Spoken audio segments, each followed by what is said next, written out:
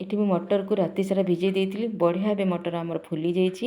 ଦୁଇଟା ବଡ଼ ସାଇଜ୍ର ଆଳୁକୁ ଚପା ଛଡ଼େଇକି କାଟି ନେଇଯିବା ଗୋଟେ ପ୍ରେସର କୁକର। ସେଥିରେ ମଟର ଆଳୁକୁ ଦେଇଦେବା। ଆଉ ଯେତିକି ଦରକାର ପାଣି ସେଇ ଅନୁସାରେ ପାଣି ଦେବା।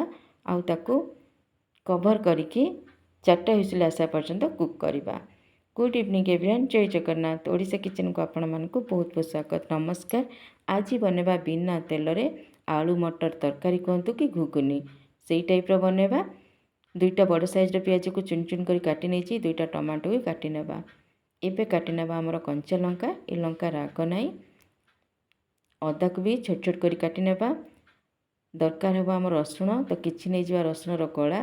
आ धनिया पत्र को भी चुन चुन काटी नेबा। रेडी होगा आमर कटाकटी पियाज टमाटो धनिया पत्र रसुण कंचा लंका अदा। तेंतुली को 2 घंटा आगे भिजे देती, भल भिजी जामती चकटिकी मंड बाहर करनेबा। एबे नहीं जावा गोटे हेमदस्ता, से अदा रसुण कंचा लंका को छेचिदेबा। पूरा फाइन करेनि, एमती दरदर करके छेचि नेबे। एपटे देखिबा आम आलू मटर सीझी ना नाई। देखंतु मु लीड खोलिकी देखौछि, बढ़िया बे मटर आमर सीझी जाइछि। आ पूरा गोटा गोटा की मटर अच्छी। एबे पोटाटो मैश द्वारा आलू को एमती टिके मैश करनेबा। एबे गोटे कड़ाई को ढाली नेबा।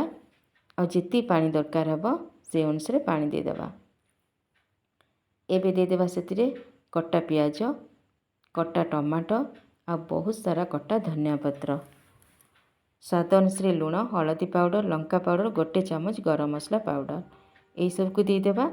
एबे जो तेंतुलीर मंड बनैकी रखिथिले ताकू देदेबा। आपन को जेति खटा दरकार से अनुसार तेंतुली पानी नेबे। आ सबको भल भाबे मिसै नेबा।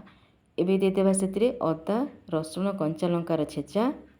आउ टिके भल भाबे सब गला गली करदेबा। आउ ताकू कभर करके मीडियम फ्लेम रे 15 मिनट पर्यंत कुक करबा। देखंतु 15 मिनट पर मैं देखौछि बढ़िया भाबे मटर सब सीझी जाइछि, मसला सहित सब जिनिस मिसी जाइछि। रेडी हो गला हमर बिना तेल रे आलू मटर घुगनी।